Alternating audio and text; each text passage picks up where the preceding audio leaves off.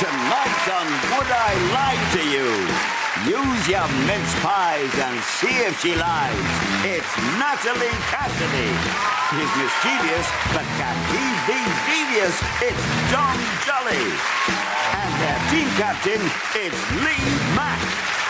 And facing them tonight, look out, it's the sharply jesting Frankie Boyle, the shrewdly investing Duncan Valentine, and their team captain, David Mitchell.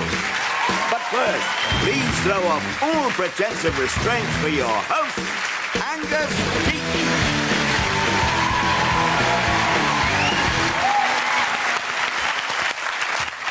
Thank you, good evening, and welcome to Would I Lie to You? Over the next half hour, you'll be hearing more lies than an estate agent working on commission only. One useful tip when spotting a liar is that they often give themselves away by a variety of facial movements, unless, of course, the question you ask them is, have you had Botox? So we begin, perversely, with round one, which is called Home Truths. Our panellists read out a statement about themselves, and their opponents use a combination of potluck and guesswork, thinly disguised as intelligence, to decide if it's true or not. Guess right, they get the point. Guess wrong, the others get the point. What could be easier? Exactly, almost anything. Dom it is, who kicks us off with his first Home Truth. So, Dom. I was at school with Osama bin Laden. How old is Osama bin Laden?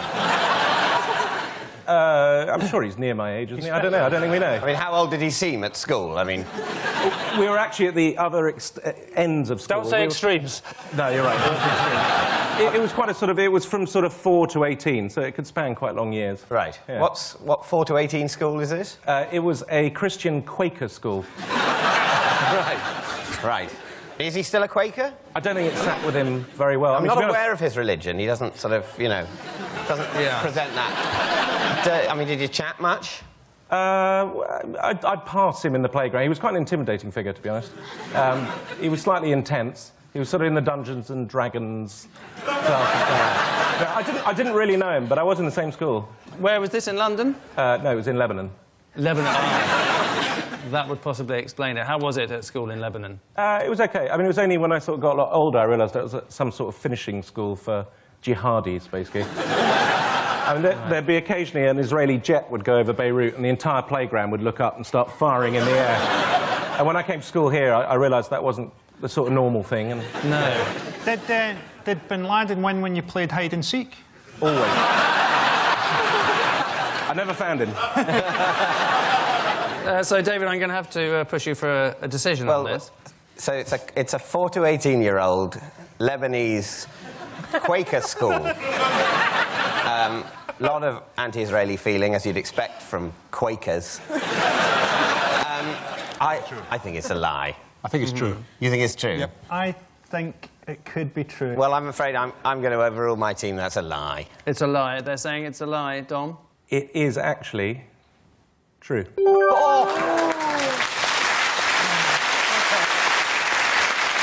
Yes, it's the truth.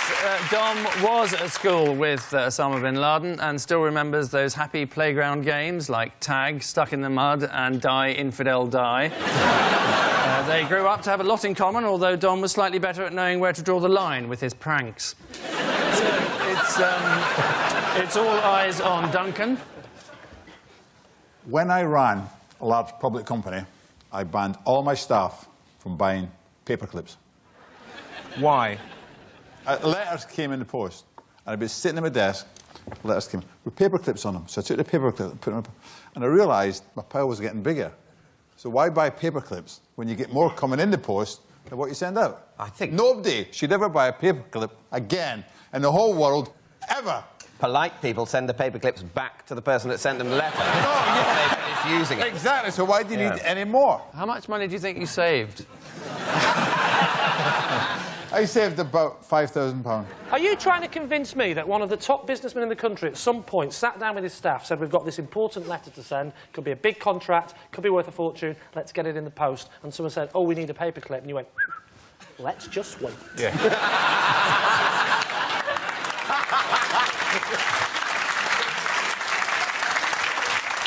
No. Do you reckon there was a moment after you started in the job when everyone was going, I wonder what the new boss will be like? I wonder what the Christmas party will be like this year. Oh, here's a memo. Reuse paper clips. He's a miserable bastard. It seems like Mr. Bannatyne's had the water cooler taken away. We'll have to go outside to the rain barrel. Have you changed teams? Was that the only one of these kind of money-saving devices you came up with, or did you have many? There was a lot of other money-saving devices, but they're all in my autobiography. Can I be honest with you, Duncan? Absolutely honest with you. I'm getting every other word. You could try hearing it. I like that. Bit more diction. Carry on. Lee, what are you thinking about this? I have to say, the idea of saving money on paper clips is utterly ridiculous, but the accent is swinging it a little bit. A little bit more possible. Lee, I'm going to go with you. Yeah, me too. I'm going to go for true. Yeah, OK, we think that's true. Yeah. OK. Duncan, is it right? Obviously read my autobiography. It's true. It's true. It is true that Duncan did ban his staff from ordering paper clips, which appears in autobiography. I don't know if you mentioned that. So, Natalie's fascinating fact is next. Natalie?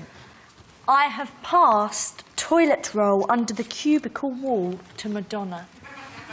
Sheet by sheet or a whole roll? No, about 5 sheets. Right. Did you specify the number of sheets you wanted? No, I was so starstruck, I just went like that. Well, how did you... So you'd recognise her by her I knew she was in the voice? cubicle next to me. Oh, right. I knew. I was in a club on a Wednesday night. A club? It's called China Whites. It's a club where a lot of people go. It's China Whites ran out of toilet paper in the ladies. Somebody stole it. Apparently they needed it for their office. They weren't willing to buy their own.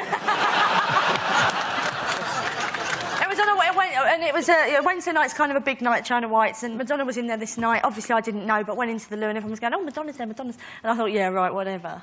And then some lady said to me, which I recognised was American, said, excuse me, have you got any loo roll there? And I said, yeah, no problem, did that. Went out, washed my hands, and Madonna walks out. I just like the fact that during that story, you've been on EastEnders far too long, because you went, everyone was going, Madonna's in there, Madonna's in there. Oh, Madonna's in there, Madonna's in there. EastEnders she was in, not Oliver. Oh, yeah. Thank you, David. Yeah, I think, you know, Madonna's been around the block. You check there's enough loo roll before you sit down, don't you? I think it's a lie. Got it. I think it's a lie. I think it's a lie. Yeah, a lie. OK. Natalie? It's a lie. It is a lie.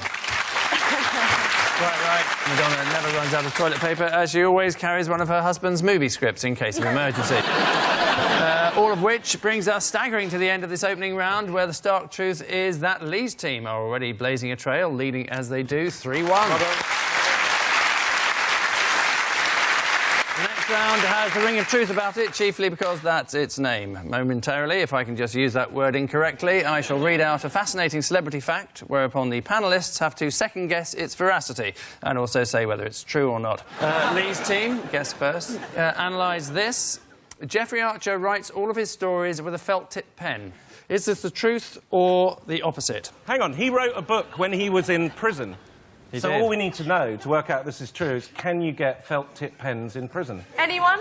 Frankie, you'll know this. What can you get in prison? It depends just how much loving you're prepared to give. Duncan, you've been in prison. Have you? Very short period of time. What But for? yeah, no, I agree with Frankie. Never mind agreeing with Frankie. Never mind, you know what? Forget the game, Duncan. Tell us about the murder. You can get anything in jail. Anything Really? you want. What were you in prison for? Well, just, you know... Tell us. I think it was drunk and disorderly. You mean think? How drunk were you? Oh, look at that. Suddenly the dragon tamed, methinks. What do you mean? It's in the autobiography, haven't you read it? What's it called? Anyone can do it. Well, you say anyone, apart from the 80% of people you tell to sod off. Anyone can make 100 million. That's in the book. It tells you how to do it. If everyone makes 100 million, won't that be terribly inflationary? Yeah. If everyone makes 100 million except you, you're going to be pretty small, aren't you? Absolutely. But maybe this is something that happened in Italy in the lira days. You know, someone like you published a book, and then suddenly, everyone has got 100 million and they can't buy a coffee. Lee, I'm going to have to push you for some kind of an answer on this one. Well, Jeffrey Archer. Get Jeffrey Archer on this show. Jeffrey Archer on a show about lying would punch a hole through time. Yeah. Well, we wouldn't have Jeffrey Archer because he's been in prison. Oh, you have. How did you know he was in prison? I read his autobiography. Thank you.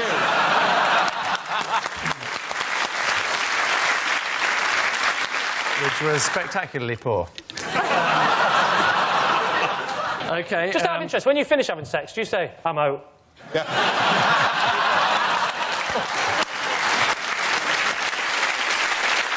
The worst thing is foreplay, which is I'm in for 40%.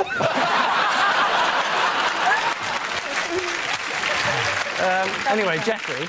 I think he does. Yes. Yeah, I think that. I Team think captain. I think he does as well. Then I think if you're saying he We're on does, a lucky streak. yeah, let's go for it. You're saying- Okay, then we'll say he does. He does, and the fact is, he does. It's completely true.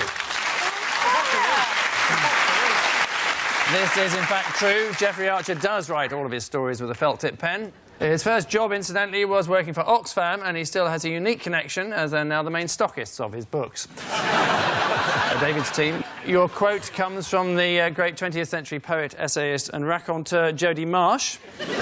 Everyone thinks I'm thick, but what they don't know is that I won nearly £6 on a Weakest Link quiz machine. If I was going to make up a lie like that, I'd reach for the stars and say a tenner. I must say, Yeah. one thing Yes, about that please. quote which is really sad is I know that I won nearly £6. What's nearly God. £6? What, so Why did she not £5? say £5.40? Well, actually, but those machines, they don't give they give quids, single quids. So nearly six, the nearest to £6 she's got No. is £5. You can't say five. I mean, what you know as a businessman, where are your accounts when you start calling £5 nearly six? Suddenly, £5 billion is nearly £6 billion. That's a £1 billion shortfall. This was the 27th birthday party of one of her friends when she got very, very drunk. If you had to get someone to answer a question on a quiz machine to save your life, right, would you get Jodie Marsh? I would rather that she fell drunkenly onto the quiz machine with her face and chose the answer that way, rather than using a body of knowledge. Yeah.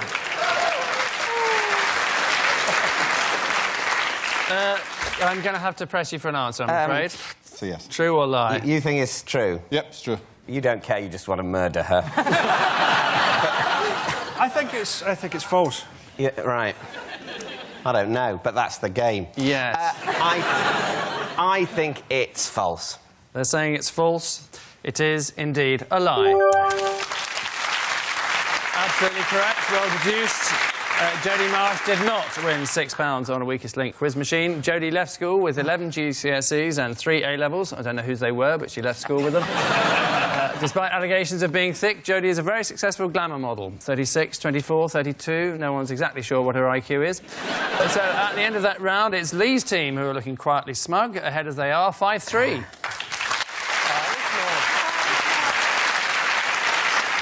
Our next round goes by the somewhat truncated title of This Is My. Each of Lee's team will claim to have a genuine connection with tonight's special guest person who we're about to introduce you to. It's up to David's team to weed out the bona fide from the bogus. So please welcome this week's special guest person, Ina.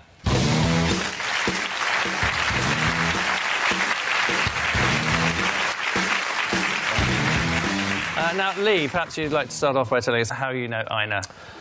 Yes, I know Ina because she's my local newsagent, and she actually sold me a scratch card which I won £2,000 on. Natalie, what's Ina to you? Ina's worked on EastEnders for 21 years and as an extra supporting artist, and she used to run the lampshade stall. And lastly, Dom, what's Ina to you? Yasu Ina. Ina's actually my aunt, who is Greek, and she is a voice artist in Greece, and she has been the voice of Helen Mirren in the last 4 of her films that have been translated into Greek. So, it's as simple as that. A winning newsagent, according to Lee, a veteran EastEnders extra, according to Natalie, or Helen Mirren's Greek voice dub, if you believe Dom. So, David. When did you have this windfall, Lee? It was about 7 years ago. So you bought the scratch card, Yeah. you know, you scratched the Well thing. done, you know how the poor people live. Carry on, David. This is like Columbo interviewing. There's just one thing that's confusing me here. But no, OK. Now I can't say anything remotely investigative, can I? You've essentially created a universal template of mockery. You David, arseholes. that's not helping. Now, OK, so you bought the scratch card, you scratched the thing off, I won £2,000. Yes, that was exactly what happened. That's what happened. I've never bought one of these things. OK. It's a tax on hope.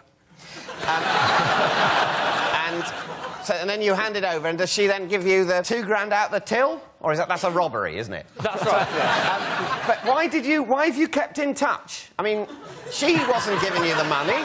It comes from Camelot or something, you know. I mean, I go to my newsagent still, and I still give her that friendly wink of, hey, pretty good, eh? And she still goes, lucky, lucky. So the little thing she does. She's living through you now, really, isn't she? She is, yes. What's she going to do if you get diagnosed with a terminal illness? Come in, lucky, lucky, and they say, well, I wish you hadn't said that. I'm more interested in the story with Natalie. So, Yeah. She is an extra in EastEnders. Yes. And she plays the lady who runs the lamp stall. Yes.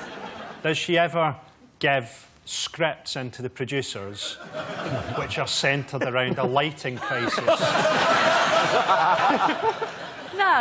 Not that I know of. Who knows? You haven't investigated the most likely scenario, obviously, which is her being Helen Mirren's Greek voiceover artist. Voice double. Can you speak Greek, Dom? No, I can say Efaristo and Yasu, but only from visiting her. She's married to my uncle, basically. It's very plausible, that, though. Is it? It seems incredibly unlikely. She does have this slight sort of lack of hope of someone in EastEnders. I think there's a plausibility to that.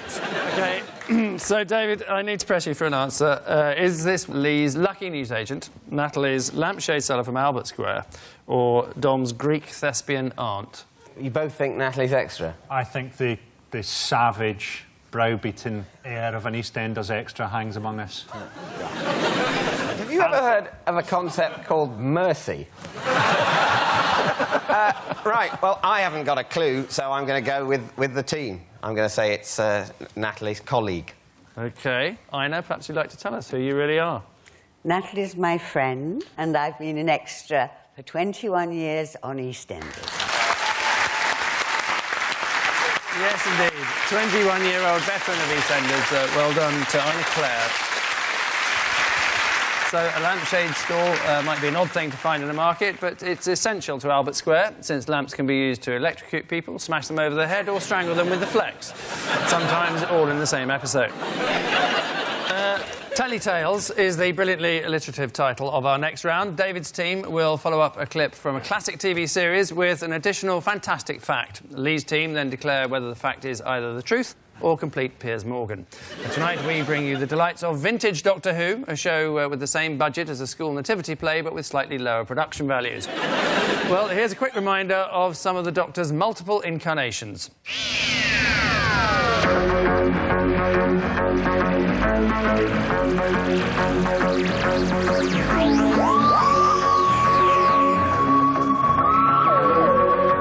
Social call. They will be even more deadly.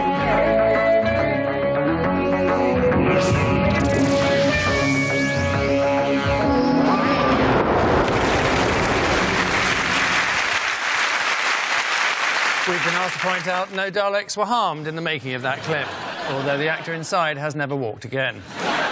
But what is Frankie's extra piece of information, Frankie? Well, it's a little-known fact, but to avoid confusion on the set of Doctor Who when they're filming it, the medical doctor on set is called the Magician.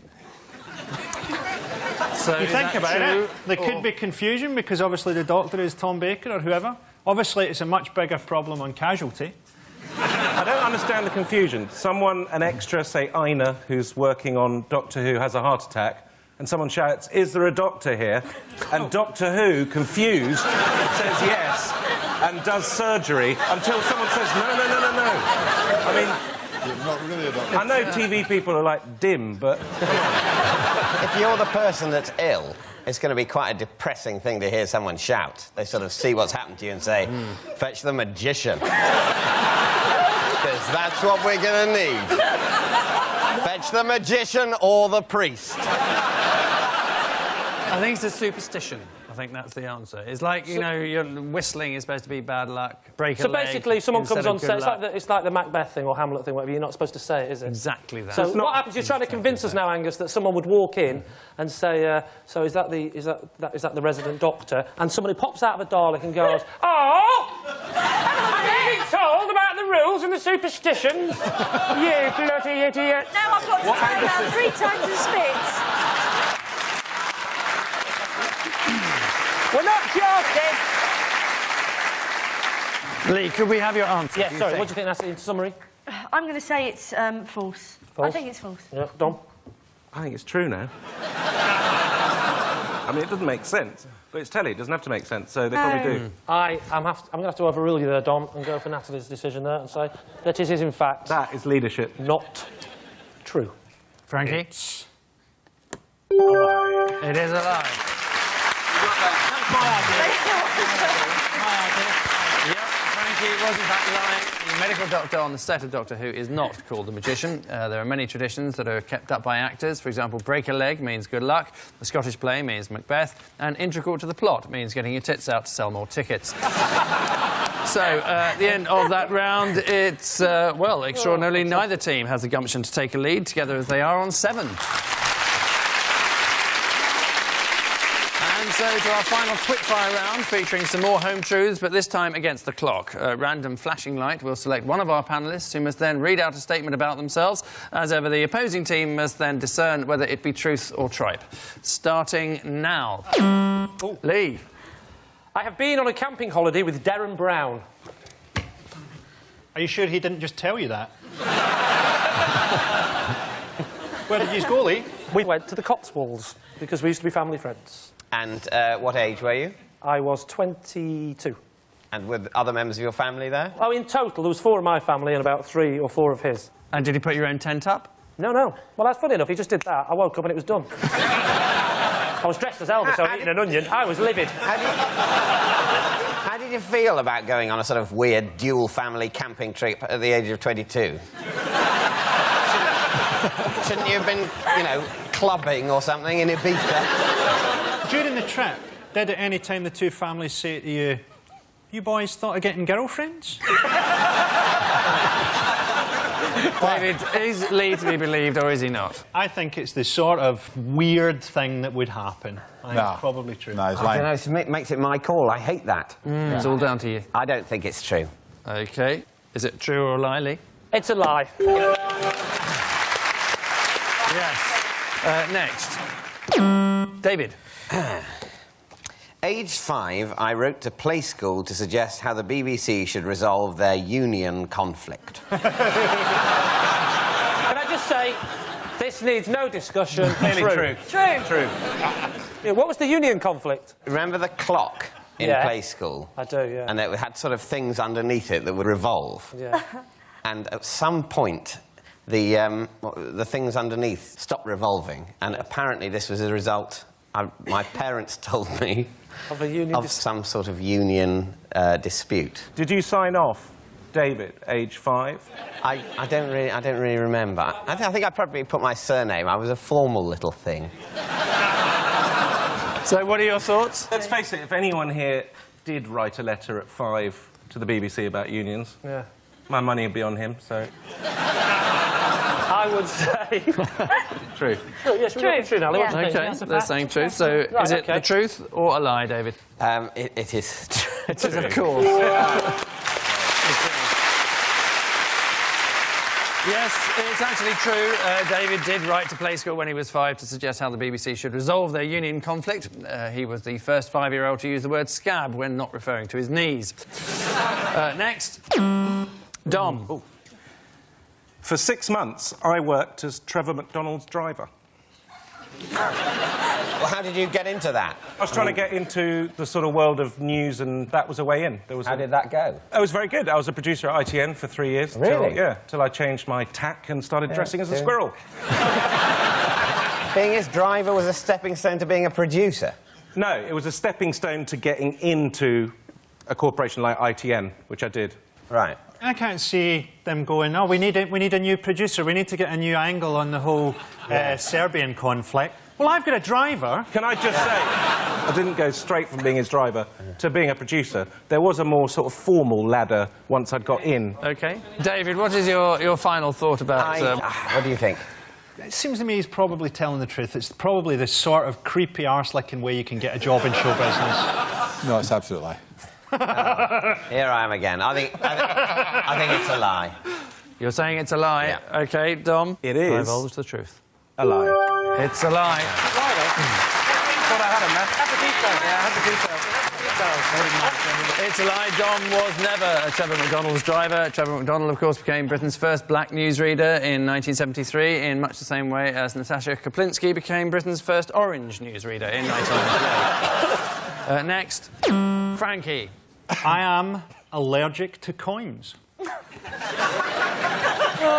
happens? Why are you allergic? They got copper in them. All British coins are made of cupro nickel. Yes. I'm allergic to copper.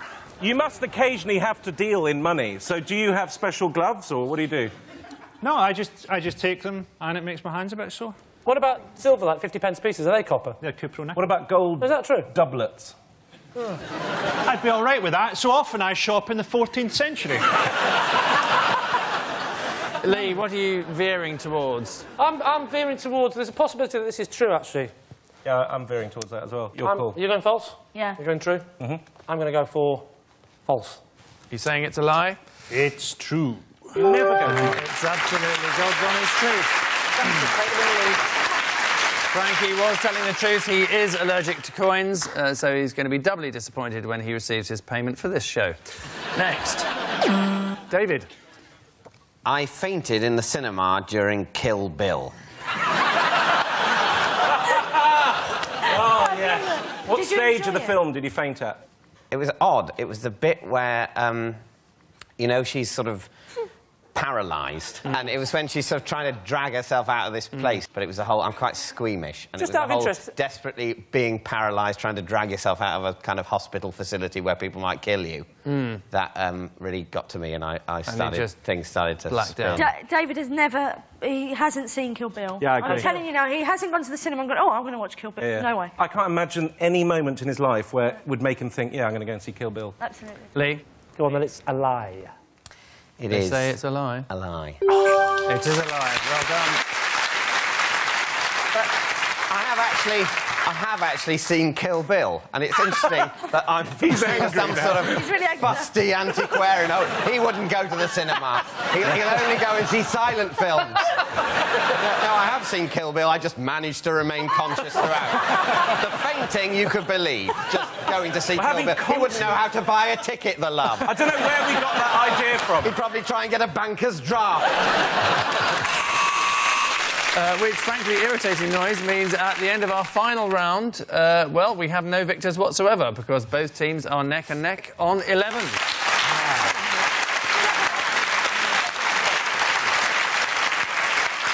Join us next week for more Truth and Lies, and just remember, according to sociologists, lying is the #1 reason relationships fail. Lying on top of someone else usually being #2. Good night.